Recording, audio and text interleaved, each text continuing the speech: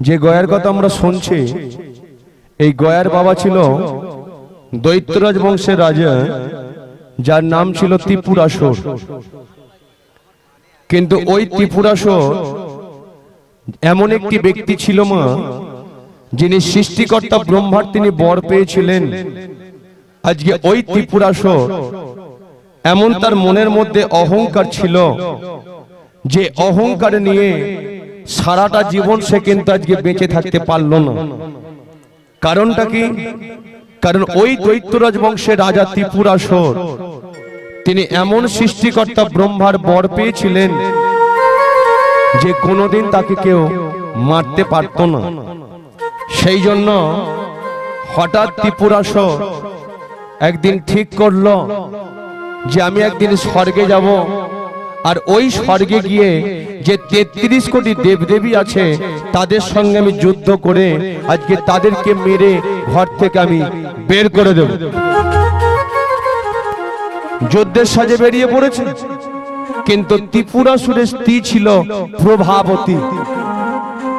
যে প্রভাবতীর অন্তরের মধ্যে কেমন কৃষ্ণ ভক্তি লুকিয়েছিল। হঠাৎ ওই প্রভাবতী ত্রিপুরাসুরকে দেখে পিছন থেকে ডেকে উঠেছে, স্বামী তুমি কোথায় যাচ্ছ? আরে আমি স্বর্গে যাচ্ছি যুদ্ধ করতে। কেন স্বর্গে যাচ্ছ? বলে ওই যে স্বর্গে ৩৩ কোটি দেবদেবী আছে, আমি তাদের সঙ্গে যুদ্ধ করে তাদেরকে আমি মেরে ঘর থেকে বের করে দিতে চাই। কিন্তু প্রভাবতী এদিকে বলে উঠল যে শোনো, আজকে একটা কথা বলে দিচ্ছে, তুমি আজকে স্বর্গে যাচ্ছ যুদ্ধ করতে, কিন্তু আমার দিকে তুমি একবার ভালো করে তাকিয়ে কোনোদিনের জন্য দেখেছো? কেন? আরে আমার গর্ভের মধ্যে তো 5 মাসের সন্তান আছে, দুদিন পরে আমি সন্তানের মা হতে চলেছি। তাহলে আজকে তুমি স্বর্গে যাচ্ছ যুদ্ধ করতে, কিন্তু আমার কপালটা যদি খারাপ হয়, আজকে তুমি যদি যুদ্ধ সেরে বাড়ি না ফিরতে পারো, তাহলে আমার কি হবে? আর আমার কথা ছেড়ে দাও, আমার গর্ভের মধ্যে যে 5 মাসের সন্তান আছে, এই সন্তানটার কি হবে? তাই একটা কথা বলে দিচ্ছে, আজকে তুমি হয়তো আমার কোনোদিন আর কোনো কথা শুনবে না। আমি তোমার স্ত্রী হয়ে কথা বলছি। খেলার মাঠে সবাই তো খেলতে যায়, কিন্তু কোন পক্ষ জিতবে কোন পক্ষ হারবে এটা তো আগে থাকতে কোনো মানুষ কোনোদিন বলতে পারে না।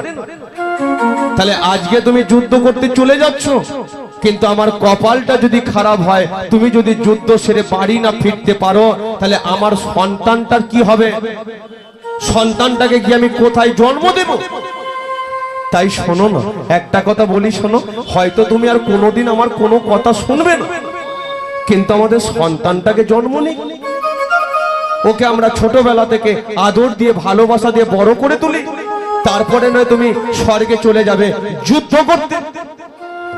কিন্তু মা, যে কথা শোনা সে ঠিক এক কথাতেই কথা শুনবে, তাই না?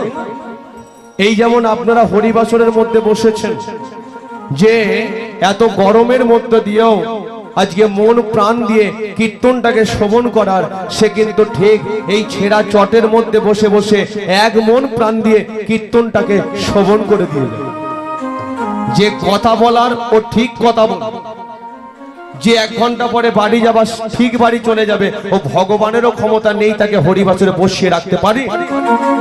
তদ্রূপ আজকে প্রভাবতী বারণ করা সত্ত্বেও ওই ত্রিপুরাসুর প্রভাবতীর কোনো কথাকে আজকে শুনলই না। হঠাৎ ত্রিপুরাসুর নিজের অহংকারে অহংকারী হয়ে ওই তার নিজের স্ত্রী প্রভাবতীকে পরিত্যাগ করে স্বর্গ রাজ্য করলো। আক্রমণ! দেবরাজ ইন্দ্র,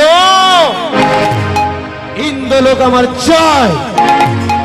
ইন্দ্রের সঙ্গে তুমুল যুদ্ধ শুরু হলো।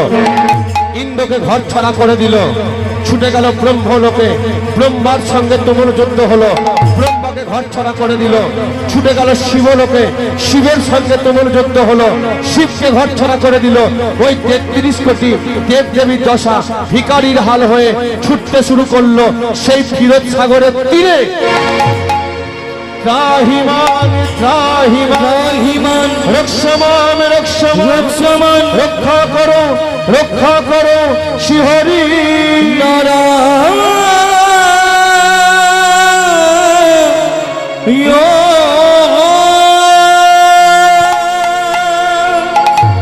প্রভু বিপদ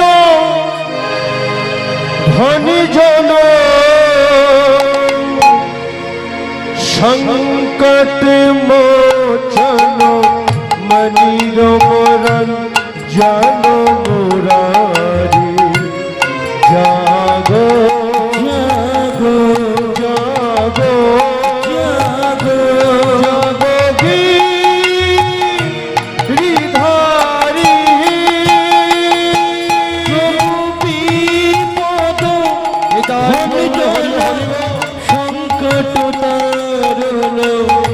মনির মরণ জন মুরারি জাগো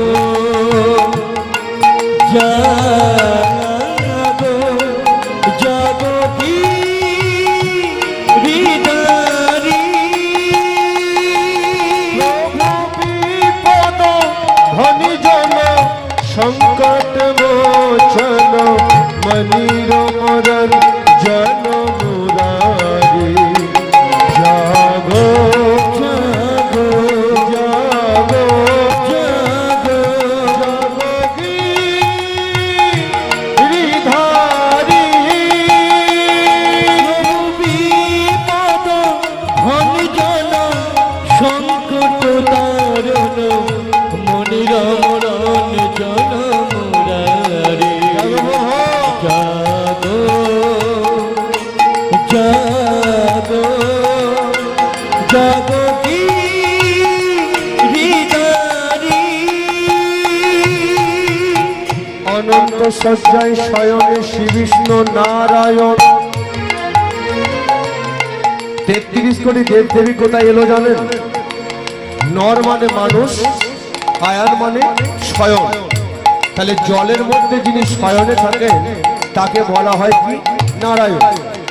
এমন দৃশ্য আপনারা লক্ষ্য করেছেন তো, যে জলের মধ্যে একজন শয়নে আছে, শ্বেতনাগ ছাতার মতো ধরে আছে, লক্ষ্মী তার পদ সেবা করছে। এই দৃশ্য আপনারা দেখেছেন। এবার ওই 33 কোটি দেব দেবী ওই নারায়ণের চরণ তলে এসে বসেছে আর কি বলছে?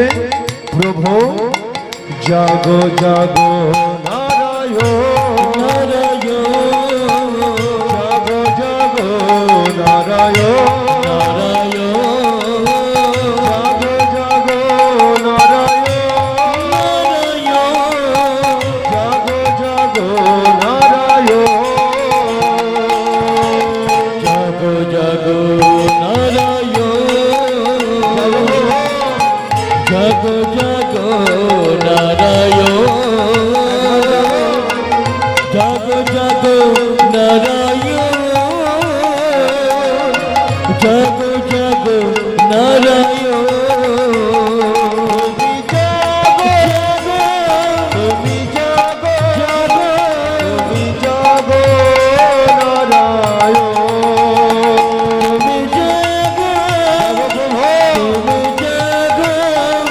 তুমি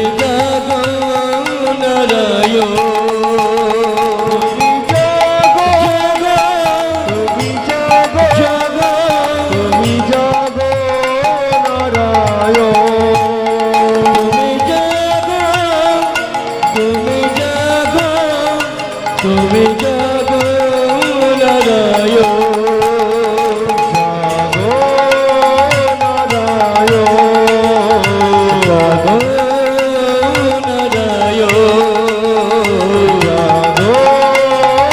নারায়ণ জাগো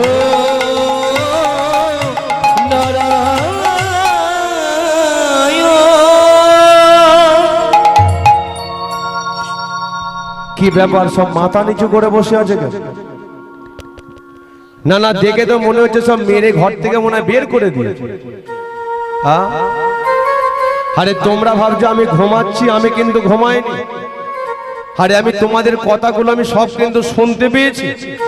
হ্যাঁ, ওই যে কে দৈত্যরাজ ত্রিপুরাসুর আছে, তোমাদেরকে মেরে ঘর থেকে বের করে দিয়েছে, সেই জন্য তোমরা কোথায় যাবে কিছু ঠিক করতে পারছো না, আমার কাছে তোমরা ছুটে চলে এসেছো, তাই তো?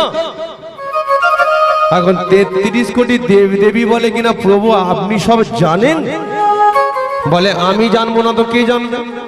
কে হরিবাসরে বসবে, কে হরিবাসরে বসে বসে সারাক্ষণ কথা বলে যাবে, ও আগে থাকতে আমি সবই জানি। কিন্তু একটা কথা বলে দিচ্ছে, ওই ত্রিপুরাসুরকে কি করে ধ্বংস করতে হবে সেটা জানার জন্য তোমরা আমার কাছে ছুটে এসেছো, তাই তো? বলে হ্যাঁ প্রভু, আপনি বলুন ও ত্রিপুরাসুরকে কি করে আজকে ধ্বংস করে দেওয়া যাবে। হঠাৎ করে এখন নারায়ণ বলে কিনা ত্রিপুরাসুরকে ধ্বংস করতে পারে একজনই, দেবতাদের মধ্যে যার 5টা মাথা। আচ্ছা, দেবতাদের মধ্যে 5টা মাথা কার? যে আইসক্রিম খাচ্ছে তাকে জিজ্ঞাসা কর।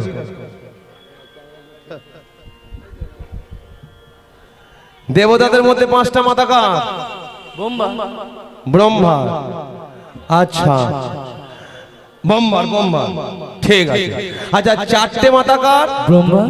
ব্রহ্মা। 6টা মাথা কার? ওটাও ব্রহ্মা।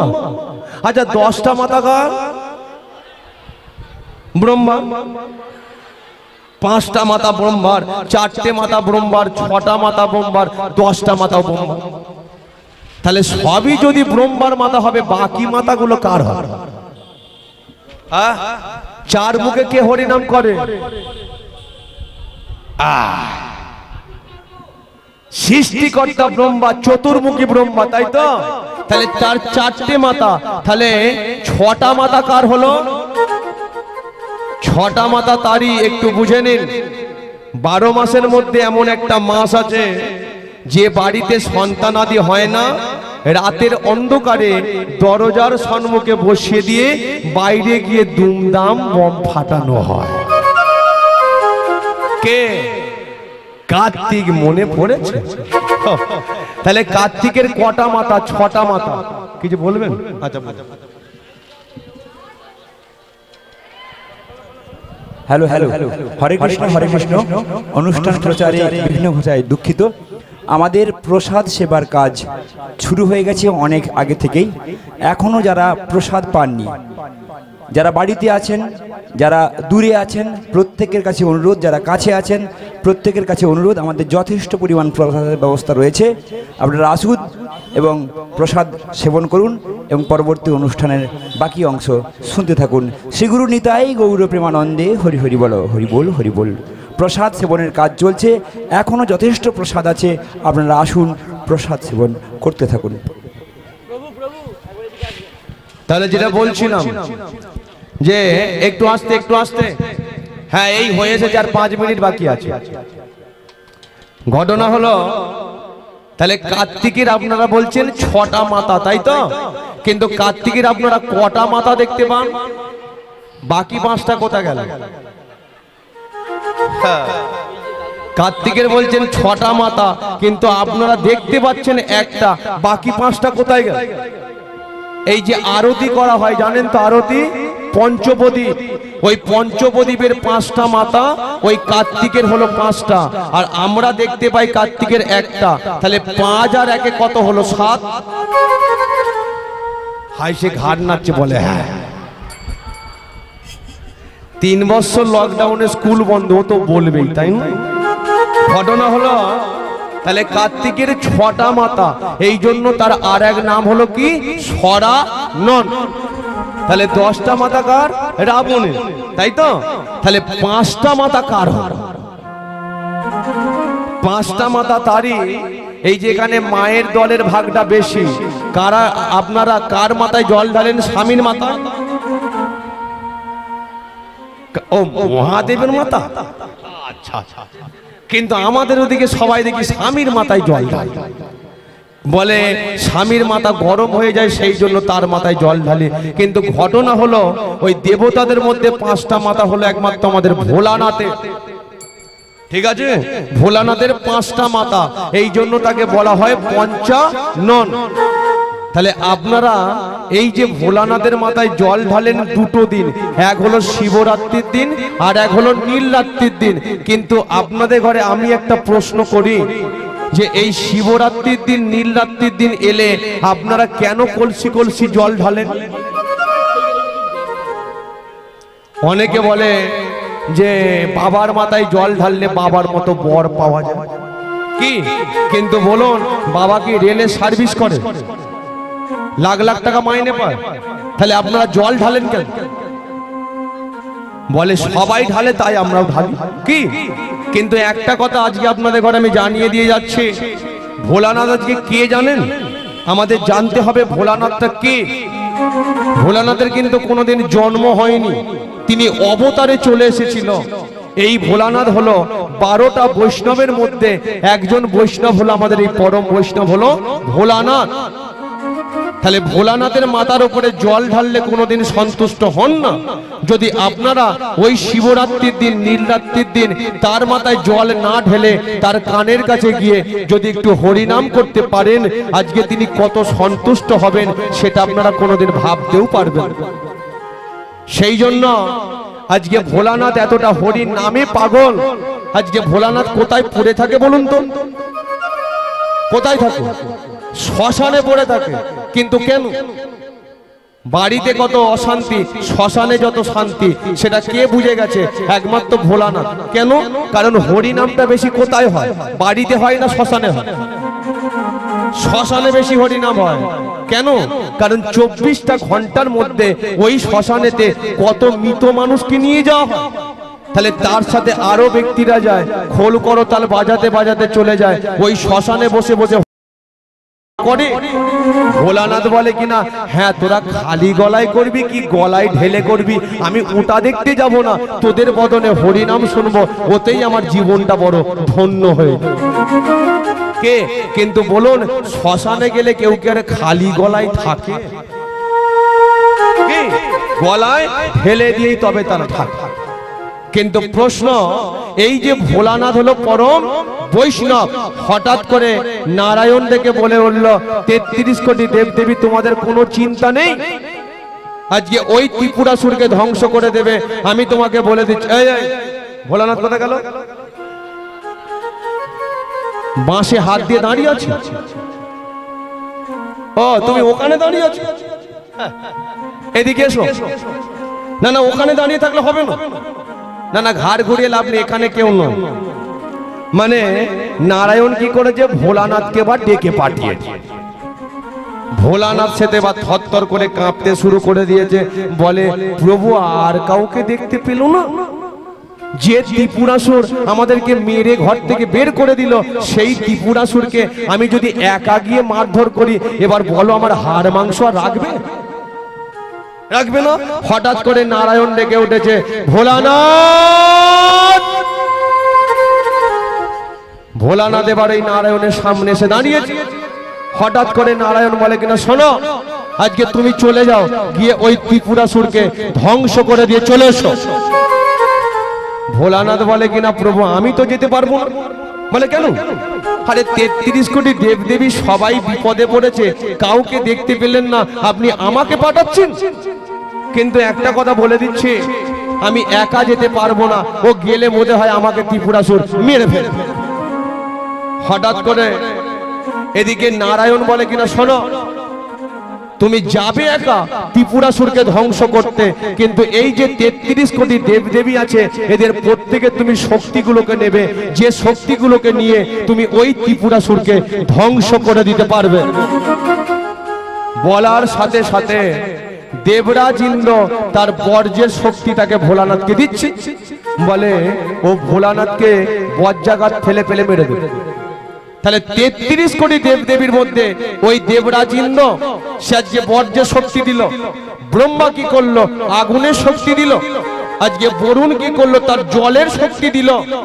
কিন্তু হঠাৎ করে এদিকে লক্ষ্মী বলে উঠল, ও প্রভু। কি প্রভু?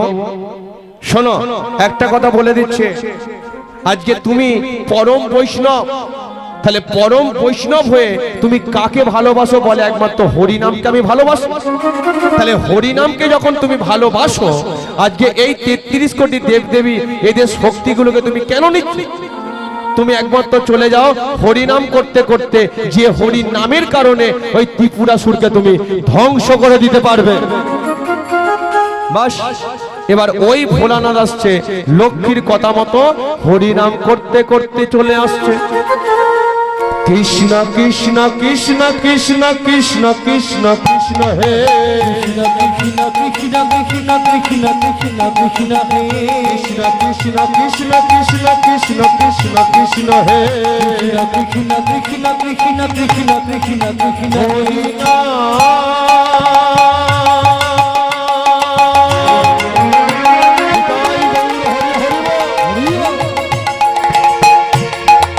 কৃষ্ণ না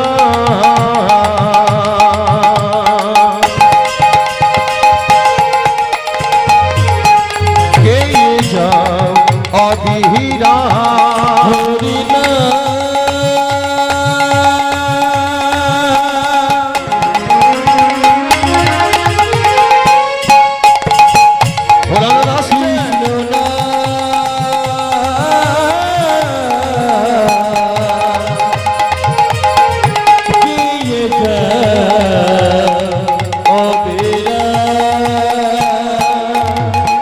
কৃষ্ণ কৃষ্ণ কৃষ্ণ কৃষ্ণ কৃষ্ণ কৃষ্ণ হে কৃষ্ণ কৃষ্ণ কৃষ্ণ কৃষ্ণ কৃষ্ণ কৃষ্ণ হে কৃষ্ণ কৃষ্ণ। তোমাকে বড় চেনা চেনা লাগছে না? তুমি কি আমাদের ওখান থেকে আসছো? হ্যাঁ তোমায় বলছি। না না, ঘাড় ঘুরিয়ে লাভ নেই, এখানে কেউ নয়। মানে ভোলানাথ তো হরিনাম করতে করতে আসছিল, এখন ওই ভোলানাথ তখন ভুলে গেছে যে কাকে মারার জন্য আমার প্রভু আমাকে পাঠিয়ে দিয়ে। হঠাৎ করে ওই ভোলানাথ ত্রিপুরাসুরের সামনেই দাঁড়িয়ে আছে, ভোলানাথ তাকে বুঝতেই পারছে না। ত্রিপুরাসুর ভোলানাথকে দেখে বলে কিনা, তুমি কি সেই কৈলাস থেকে আসছো? বলে হ্যাঁ, আমি তো কৈলাস থেকেই আসছি। বলে কোথায় যাবে? ভোলানাথ তখন ভুলে গিয়ে বলে কিনা, ওই যে কে ত্রিপুরাসুর আছে না, তাকে মারার জন্য আমি এখানে চলে এসেছি। হঠাৎ করে ত্রিপুরাসুর বলে কিনা, এই এই এই মাথা খারাপ হয়ে গেছে? আমাকে দেখে চিনতে পারছো না? বলে কে তুমি? আরে বেটা, যাকে মারার জন্য এসেছো আমি তো সেই ত্রিপুরাসুর। বলার সাথে সাথে ভোলানাথ এবার থরথর করে কাঁপতে শুরু করে দিয়েছে।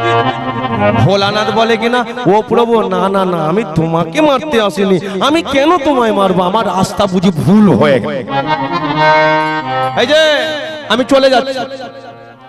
হঠাৎ করে ত্রিপুরাসুর বলে কিনা, দাঁড়াও ভোলানাথ, যুদ্ধ যখন করতে এসেছে আমি তোমার সঙ্গে তুমুল যুদ্ধ করব। ভোলানাথ এবার চিন্তা করছে, ত্রিপুরাসুর যা খেপে গেছে, তো বলে হয় আমার হাড় মাংস সব আলাদা করে দেবে। কিন্তু এদিকে ত্রিপুরাসুর কি করছে, ওই একটা একটা করে তীর ভোলানাথের দিকে ছুটছে, কিন্তু এদিকে ভোলানাথ লক্ষ্মীর কথা মতো হরিনাম করছে, কিন্তু ত্রিপুরাসুরের তীর ওই ভোলানাথের গায়েতে না লেগে আবার নিজের শরীরের মধ্যে লেগে ক্ষত বিক্ষত হয়ে যাচ্ছে। কিন্তু এদিকে ভোলানাথ কৃষ্ণ হে কৃষ্ণ হে কৃষ্ণ হে কৃষ্ণ হে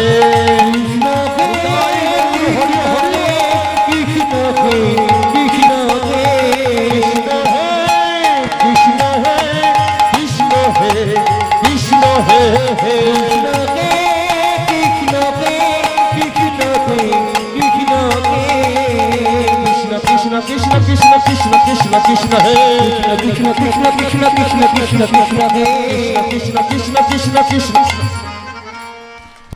ওখানে শুয়ে পড়ে আছে কেন? মরে গেছে নাকি? না না মা, ঘাড় ঘুরিয়ে লাভ নেই, এখানে কেউ নয়, এখানে কেউ নয়। এখন ঘটনা হচ্ছে, ওই যে ত্রিপুরাসুর তো তীর ছুটছিল, এখন ভোলানাথ হরিনাম করছিল, কিন্তু ভোলানাথের হরি নামের কারণে ত্রিপুরাসুরের তীর ভোলানাথের গায়েতে না লেগে নিজের শরীরের মধ্যে লেগে ক্ষতবিক্ষত হয়ে ওই মাটিতে আছাড় খেয়ে পড়ে গেল। ভোলানাথ হঠাৎ করে তার কীর্তনটাকে থামিয়ে দিয়ে লক্ষ্য পড়ে গেছে, বলে রাস্তায় পড়ে শুয়ে আছে ত্রিপুরাসুর কি মরে গেল না? ভোলানাথ তো সামনে গেছে, ত্রিপুরাসুরের সামনে দাঁড়িয়ে বলে কিনা, কিরে বেটা এবার বুঝে নে হরিনামের কতটা পাওয়ার হতে পারে। হরিনামকে বড়তে ঘৃণার চোখে দেখতে, কিন্তু একটা কথা বলে দিচ্ছে, আজকে তুই বুঝে নে, তুই আমাকে কত তীর মেরেছিস, কিন্তু আমি তোর গায়ে একটা আঁচড় পর্যন্ত কাটলাম না। এই মুহূর্তে পারতাম আমার ত্রিশূলের ডগা দিয়ে তোকে খুঁচে খুঁচে মাটিতে পুঁতে দিতে, কিন্তু কেন করব না জানিস? কারণ আমি তো একজন পরম বৈষ্ণব। বৈষ্ণবের ক্ষমা কি? বৈষ্ণবের ধর্ম হলো একমাত্র ক্ষমা। হরি বল। বৈষ্ণবের ধর্ম হলো একমাত্র ক্ষমা, কিন্তু বৈষ্ণব কোনো জাত নয়, বৈষ্ণব হলো একটা ধর্ম। ও বৈষ্ণব ধর্ম আপনিও নিতে পারেন, আমিও নিতে পারি, কিন্তু আমাদের সঙ্গে পরম বৈষ্ণবদের একটা তফাৎ আছে। সেটা কোথায়? যিনি প্রকৃত বৈষ্ণব হবেন, সেই বৈষ্ণবরা কি করে? ভগবানকে সেবা দিয়ে তবে তারা সেবা পায়। যেমন আজকে আপনাদের এখানে চলছে কি ভক্ত সেবা, কিন্তু আজকে দেখুন যে বৈষ্ণবরা ভগবানকে সেবা দিয়ে তবে তারা সেবা পায়। তার প্রমাণ কি জানেন? একদিন দুর্যোধন মনে মনে চিন্তা করছিল যে ও বেটা কৃষ্ণ, ও তো গোয়ালার ছেলে, সারা জীবন শুধু ক্ষীরসর নমনি খেয়েই কাটিয়ে দিল, কিন্তু ওর পেটের মধ্যে ভালো মন্দ জিনিস তো কোনোদিন পড়ল না। তাই দুর্যোধন একদিন ঠিক করছে যে ওই কৃষ্ণকে ডেকে নিয়ে এসে একদিন আমার বাড়িতে এমন খাওয়ানে খাওয়াবো যেটা বাপের জন্মে কৃষ্ণ কোনোদিন খায়। কিন্তু কৃষ্ণ এদিকে শুনে মনে মনে চিন্তা করছে, দুর্যোধন, মনে করলে আমি তোমাকে খেয়ে পর্যন্ত হজম করে ফেলতে পারি, কিন্তু তোমার ভালো মন্দ জিনিস তো আমি কোনোদিন খাবো না। তবে হ্যাঁ, কোন ভক্ত যদি আমাকে ডাকে আমি সেই ভক্তের কাছে চলে যাব। এবার দুর্যোধন নিমন্ত্রণ করেছে, কৃষ্ণ কি করেছে? মা বেরিয়ে পড়েছে ভরা দুপুর বেলা, ওই রাস্তা দিয়ে হেঁটে হেঁটে হেঁটে হেঁটে চলে যায়। কিন্তু পথের মধ্যখানে একটা ভক্তের সঙ্গে দেখা হয়ে গেল, যে ভক্তটার নাম হলো বিদুর মহারাজ। হঠাৎ করে বিদুর দেখে বলে উঠল, প্রভু আপনি কোথায় যাচ্ছেন? এত ভরা দুপুর বেলা এই রাস্তা দিয়ে হেঁটে হেঁটে চলে যাচ্ছেন, আপনাকে দেখে মনে হচ্ছে আপনি তো বড় ক্লান্ত হয়ে আছেন, আপনার শরীরের মধ্যে কত ঘাম দিচ্ছে। আসুন আমার বাড়িতে একটু সেবা করবেন, আমি একটু পাখার বাতাস করব, তারপরে নয় আপনি যেখানে যাবার সেখানে চলে যাবেন। কিন্তু কৃষ্ণ তখন বলেছিল, বিদর, এখন আমি তোমার বাড়িতে যেতে পারবো না। কেন? কারণ তোমার আগে দুর্যোধন আমায় নিমন্ত্রণ করেছে, আগে আমি সেখানে যাব, তবে তুমি অপেক্ষা করো, সময় হলে আমি তোমার বাড়িতে ঠিক আসবো। কিন্তু বিদুর চিন্তা করলো যে কৃষ্ণকে পাওয়া মানে জগতে সবাইকে পাওয়া, কৃষ্ণকে ছেড়ে দেওয়া মানে জগতে সর্বস্ব কিছু ছেড়ে চলে যাওয়া। এবার ওই বিদুর কৃষ্ণের কাছ থেকে একটা জিনিস নেবে বলে হঠাৎ করে বিদুর কি করেছে, তার গায়ের থেকে ওড়নাটাকে খুলে আর এই রাস্তার মধ্যখানেতে বিছিয়ে দিয়েছে। কৃষ্ণ দেখে বলে কিনা, বিদুর, তোমার গায়ের সুন্দর ওড়নাটা এইভাবে রাস্তার মধ্যে বিছিয়ে দিলে কেন? বিদুর তখন বলেছিল, ওহে ভগবান, জগতের মানুষ তোমায় সবাই পেতে চায়, কিন্তু তুমি তো কোনো ভক্তকে দেখা দাও না, কোনো ভক্তের সামনে গিয়ে দাঁড়াও না। তাই আমি যখন তোমার এত সম্মুখে দাঁড়িয়ে পড়েছি, তোমার কাছ থেকে একটা জিনিস না নিয়ে আমি তোমায় ছাড়বো না। তুমি যদি আমার রাস্তার উপর দিয়ে, বস্তির উপর দিয়ে চলে যাও, তাহলে তোমার রাঙা চরণ আমার বস্তে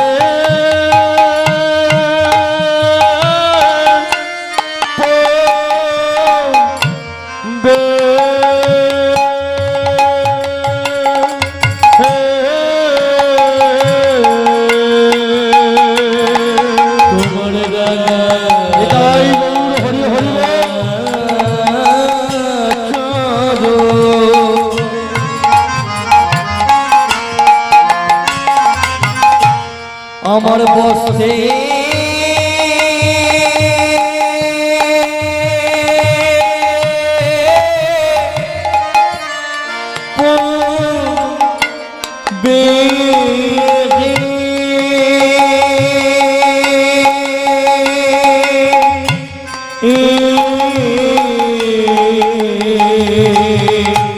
তোমার ওই রাঙা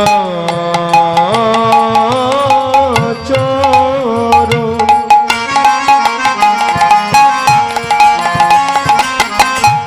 আমার বসতে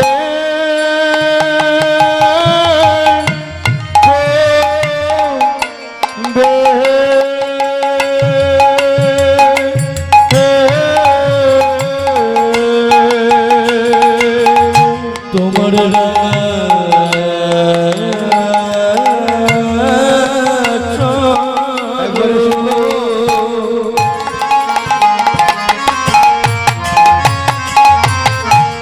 আমার বসে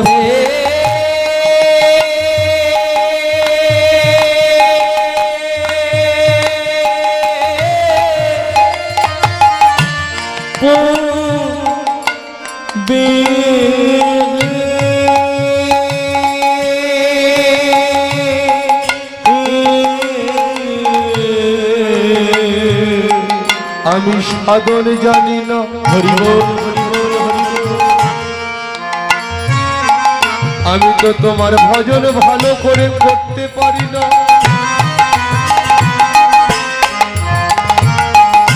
যদি আমার সুন্দর দেহটা কোনো দিনের জন্য চলে যায় যদি আমার শরীরের মধ্যে পোকা মাকড়ে কোনো দিন ভরে যায়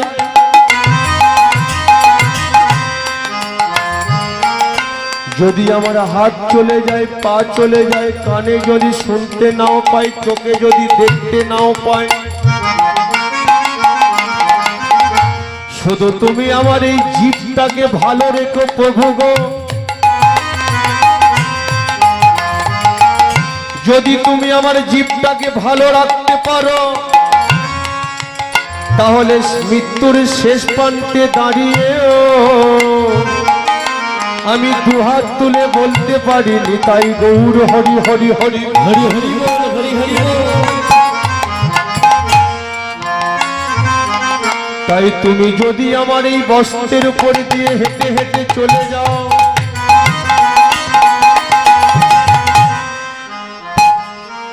তাই তোমার রাঙা চরণ আমার বস্ত্রে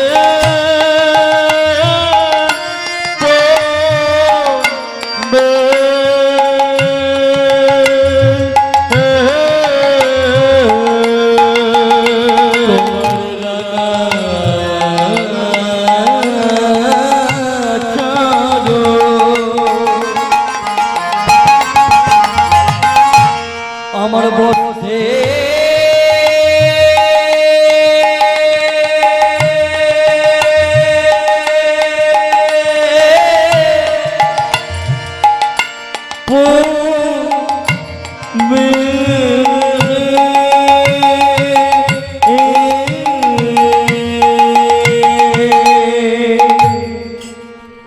কৃষ্ণ আজকে চলে গেল বস্ত্রের উপর দিয়ে হেঁটে হেঁটে কিন্তু এদিকে বিদুর চোখের জলেতে কাঁদছে কেন কাঁদছে কারণ ওই কৃষ্ণের থেকে অমূল্য সম্পদ আজকে বিদুর যে পেয়ে গেছে এবার ওই বিদুর কৃষ্ণের চরণের ধুলো মাখা বস্ত্রটাকে গুড়িয়ে নিয়ে গোটা শরীরের মধ্যে জড়িয়ে ধরেছে প্রভু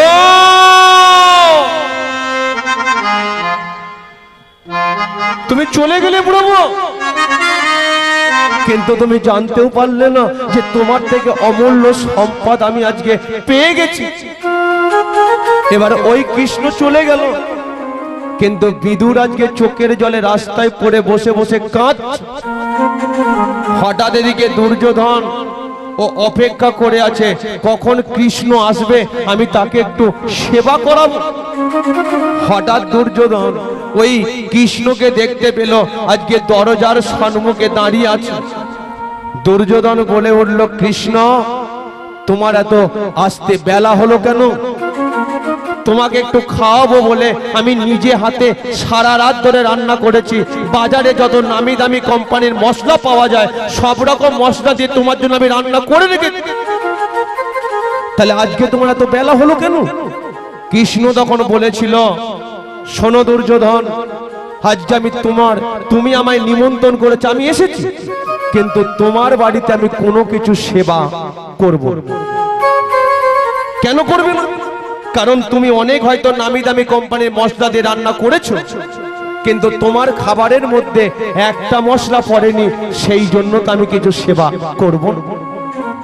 দুর্যোধন বলেছিল যে বলো কৃষ্ণ, কি এমন মশলা যেটা বাজারে কিনতে পাওয়া যায় না? কৃষ্ণ বলেছিল একমাত্র ভক্তিরূপী মশলা তোমার খাবারের মধ্যে পড়েনি, সেই জন্য তো আমি কিছু সেবা করব।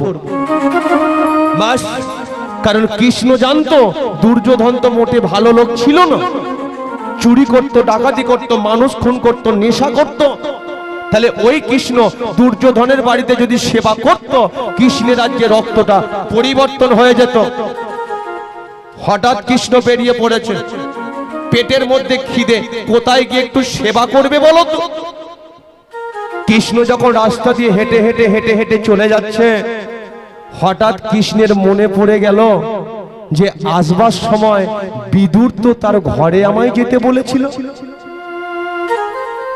তাহলে এখন আমি বিদুরের ঘরেতেই চলে যাই। এবার ওই কৃষ্ণ ভরা দুপুর বেলা একটা ঘরের দরজার সম্মুখে গিয়ে দাঁড়িয়ে আছে, কিন্তু যে ঘরটার সামনে দাঁড়িয়েছে সেই ঘরটার জানালা দরজা সব বন্ধ। কেন জানেন? কারণ ঘরের ভেতরে একটা মেয়ে বসে আছে, যে মেয়েটার শরীরের মধ্যে ভালো করে কাপড় দিয়ে পর্যন্ত ঢাকা নেই। জানেন, স্বামী তার একসঙ্গে দুটো কাপড় পর্যন্ত কিনে দিতে পারে, একটাই মাত্র কাপড়, যে কাপড়টাকে অর্ধেক করে একটা অর্ধেক কোন রকমের শরীরের মধ্যে জড়িয়ে থাকে, আর একটা অর্ধেককে পরে স্নান করে বাইরে রোদেতে শুকনো করতে মিলে দিয়ে মান সম্মানের জন্য ওই জানালা দরজা বন্ধ করে ঘরের মধ্যে মা আমার চুপ করে বসে থাকে।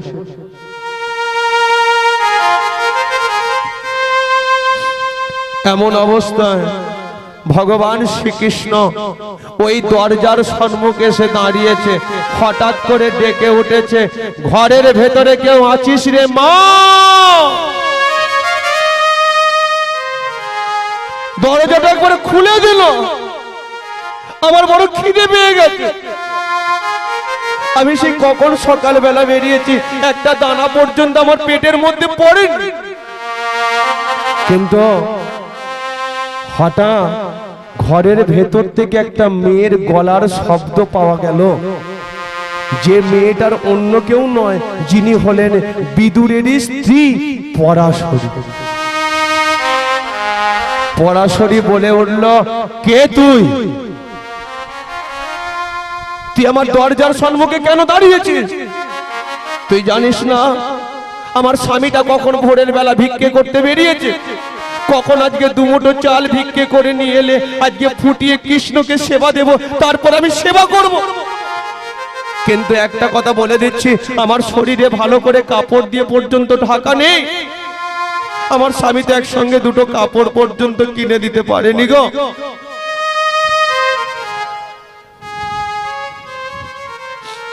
শোন, তুই যেই হোস না কেন, আমি তোকে আদেশ করছি, এখন আমি দরজাখানা খুলতে পারবো না, এই মুহূর্তে তুই আমার দরজার সম্মুখ থেকে তুই কোথাও চলে যা। কিন্তু হঠাৎ ওই কৃষ্ণ বলে উঠল, আরে মা, আমাকে পাওয়ার জন্য কত ভক্তরা শুধু চোখের জলেতে কাঁদে, আমাকে জন্য কত হরিবাসরে ভক্তরা আজকে সমাবেত হয়, আমাকে পাওয়ার জন্য কত মুনি ঋষিগণ পর্যন্ত ভিখারি পর্যন্ত হয়ে গেছে, আর আজকে আমি তোর বাড়িতে নিজে থেকে এলাম, তুই আমাকে না দেখে এই মুহূর্তে দরজার সম্মুখ থেকে আমায় তাড়িয়ে দিচ্ছিস। তবে শোন, একটা কথা বলে দিয়ে যাচ্ছে, আমার পরিচয়টা তোকে দিয়ে যায়। আমি কে জানিস? আমি হলাম ভগবান সে কৃষ্ণ।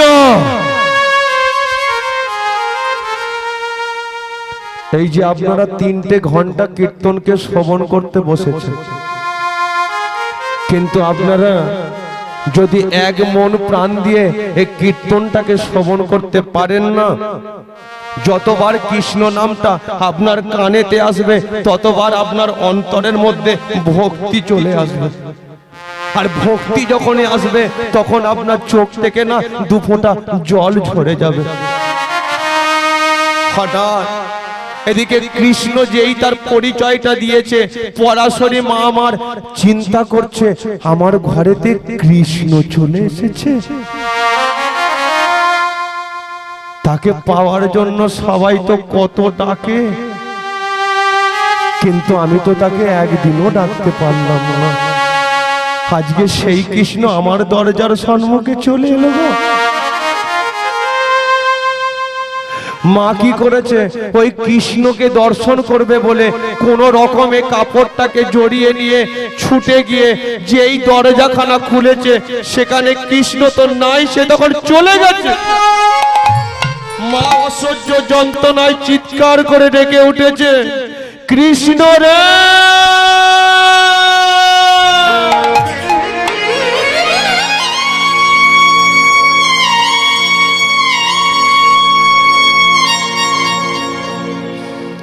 চলে গেলি কৃষ্ণ?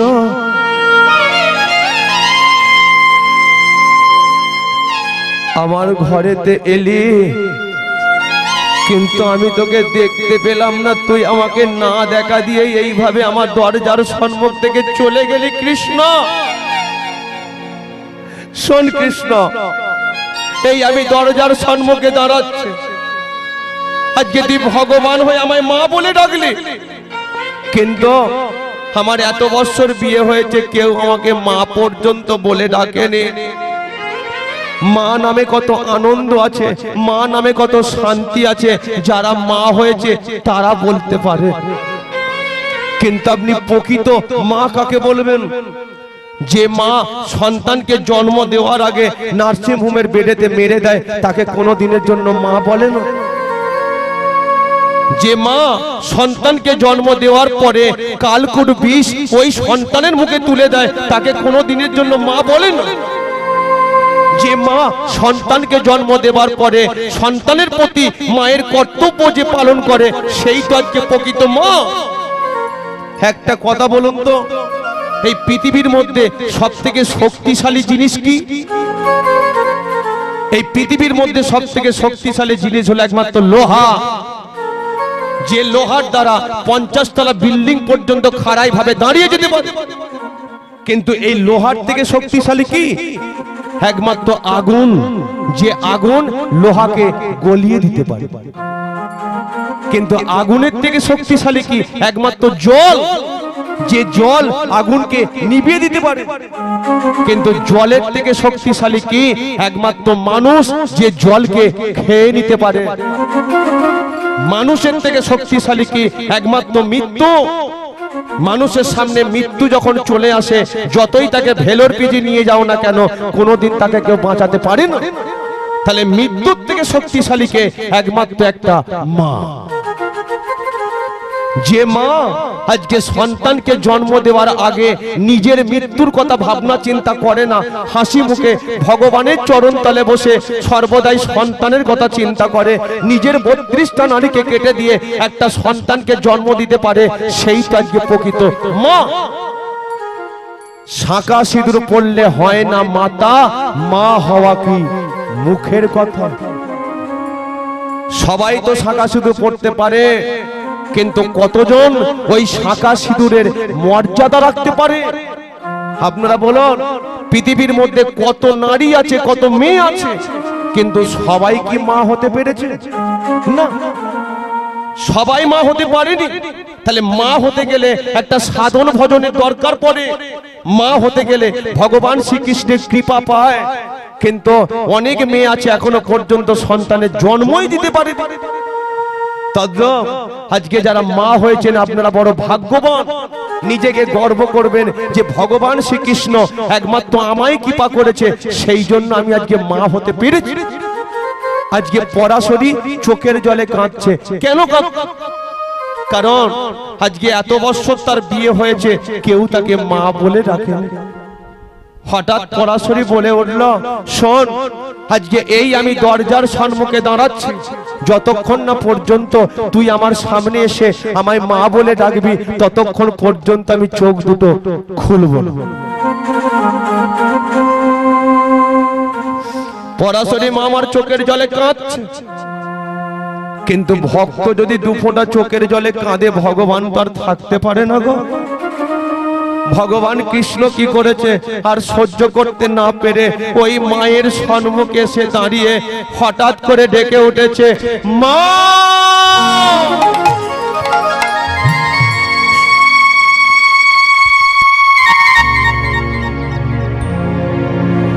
পরাশরী মা আমার চোখটাকে খুলেই দেখতে পাচ্ছে, তার সম্মুখে দাঁড়িয়ে আছে ভগবান শ্রী কৃষ্ণ।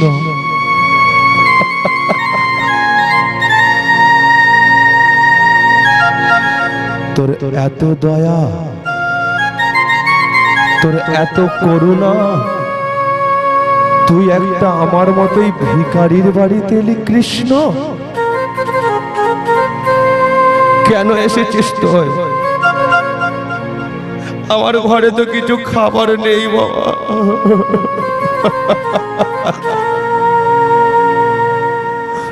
এই চুপ কর, আমার বড় খিদে পেয়েছে, আমাকে ঘরে নিয়ে চল। ভক্ত কাঁদছে, ভগবানও আজকে চোখের জলেতে কাঁদছে। ওই মা কি করছে, কৃষ্ণের হাতটাকে ধরে ঘরের ভেতরেতে নিয়ে গেছে, কিন্তু কৃষ্ণকে আজকে কি খেতে দেবে?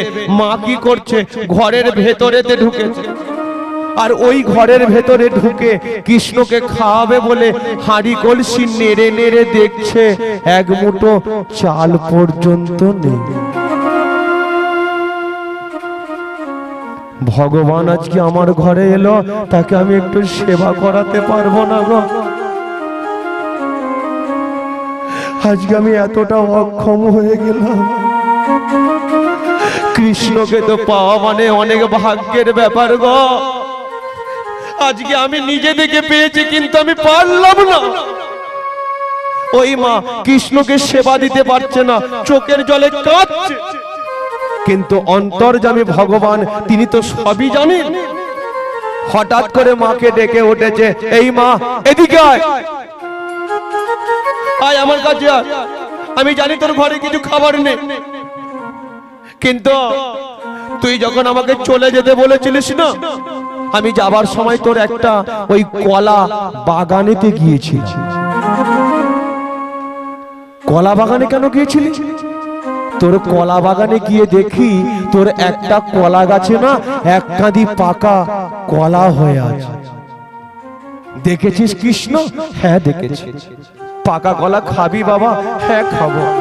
মা কি করেছে, ছুটে গিয়ে ওই কলার কাঁদিটাকে কেটে এনে কৃষ্ণের সামনেতে বসিয়ে দিয়েছে। কিন্তু মা এত আনন্দ পাচ্ছে কৃষ্ণকে আজকে নিজে হাতে সেবা করাবে বলে, ওই মা আনন্দ ভরে কৃষ্ণের দিকে তাকিয়ে আছে, কলার কাঁদিটার দিকে দেখছে না। একটা করে কলা ছিঁড়ছে, ওই কলাটার দিকে না দেখে ভক্তি ভরে চোখের জলে ছাড়াতে ছাড়াতে কখন মা আমার শ্বাসটাকে ফেলে দিয়েছে, কলার খোসাটা কৃষ্ণের বদনে দিয়ে, বল কৃষ্ণ, গাছের পাকা কলা তোর কেমন লাগছে?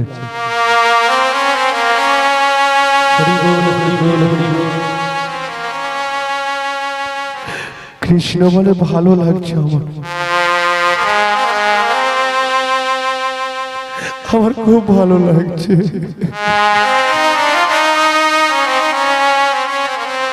মা কি করেছে, আবার একটা কলা ছিঁড়েছে। দাঁড়া তোকে আর একটা আমি ছাড়িয়ে দিই। মা আবার একটা কলা ছেড়েছে, আর ওই কলাটাকে না দেখে আবার ভক্তি ভরে চোখের জলে ছাড়াতে ছাড়াতে কখন যে শ্বাসটাকে ফেলে দিয়েছে, আবার কলার খোসাটা কৃষ্ণের বদনে দিয়ে, বল কৃষ্ণ এবারটা তোর কেমন লাগলো? কৃষ্ণ কোনো আর উত্তর দিচ্ছে না, কৃষ্ণ শুধু চোখের জলে হাও হাও করে শুধু কেঁদেই চলেছে। ভগবান কৃষ্ণ চোখের জলে কাঁদছে। আজকে কৃষ্ণ চিন্তা করছে এরা কোন ধাতু দিয়ে তৈরি, আজ পর্যন্ত আমার জানা হলো না। আজকে এক কাঁদি কলার খোসা আমার পেটটা ভরিয়ে জগৎ মাঝে প্রমাণ করে দিল, কোন বৈষ্ণব কোন বৈষ্ণবী যদি ভক্তি ভরে আমাকে কলার খোসাও দেয়, আমি সেটা অমৃত মনে করে সেবা করতে পারি। তাহলে দেখুন, ভগবান শুধু আজকে যাদের ঘরেতে টাকা পয়সা ধন দৌলত আছে তাদের ঘরে সেবা করে না, আজকে যিনি রাস্তার ভিখারি তার কাছেও আজকে ভগবান শ্রীকৃষ্ণ সেবা করতে পারে। সেই জন্য কৃষ্ণ কি করলো, সোনার থালায় সেবা করে না, একমাত্র সকলের সুবিধার্থে তিনি মাটির মালসাটাকে বেছে নিয়েছেন। কেন? কারণ যে রাস্তায় পড়ে থাকে, আমি তো পিবিরের মধ্যেও থাকি, ভগবান আজকে ওই প্রধানমন্ত্রীর মধ্যেও থাকে। তাহলে যে রাস্তায় পড়ে আছে সে যখন আমাকে সেবা দেবে, সে তো আজকে সোনার থালা কোথাও পাবে না। যার ঘরেতে রাজ সম্পত্তি আছে সে তো আজকে টাকা পয়সা দিয়ে সোনার থালায় আমায় সেবা দিতে পারবে, কিন্তু রাস্তায় যে পড়ে থাকে সে পারবে না। তাই সকলের সুবিধার্থে তিনি আজকে মাটির মালসাই করে প্রত্যেকটা জায়গাতে তিনি সেবা করতে থাকেন। আজকে সেই জন্য কৃষ্ণ বলে উঠল, এরা কোন ধাতু দিয়ে তৈরি আজ পর্যন্ত আমার জানা হলো না। তাই আমি তিন যুগে ভগবান, এবার আমি যে যুগে যাব আমি এদের মতো ভক্ত হয়ে চলে আসব। মালিক কোনোদিন কর্মচারীর ব্যথা বোঝে না, কিন্তু যেদিনকে মালিক ওই কর্মচারীর কাজটা করে সেদিনকে মালিক বুঝতে পারে আমার কর্মচারীর কত কষ্ট হয়, কত যন্ত্রণা হতে পারে। তদ্রূপ আজকে কলিযুগে তিনি ভক্ত হয়ে চলে এলেন। ভক্তরা যেমন ধুলোয় পড়ে গড়াগড়ি দেয়, আমার গৌরাঙ্গ মহাপ্রভু নদিয়া নবদ্বীপের মাটিতে ভক্তদের চরণতলে তিনি ধুলোতে গড়াগড়ি দিয়েছে। ভক্তরা যেমন কণ্ঠের মধ্যে তুলসীর মালা ধারণ করে, আমার গৌরাঙ্গ মহাপ্রভু তিনিও কণ্ঠের মধ্যে তুলসীর মালা ধারণ করে রেখেছে। তাহলে ভাবুন, বৈষ্ণবরা আজকে পরম যিনি বৈষ্ণব হন তারা কি করে, ভগবানকে ভক্তি ভরে চোখের জলে যেটাই তারা সেবা দেয় সেটাই তারা অমৃত মনে করে সেবা করতে পারে।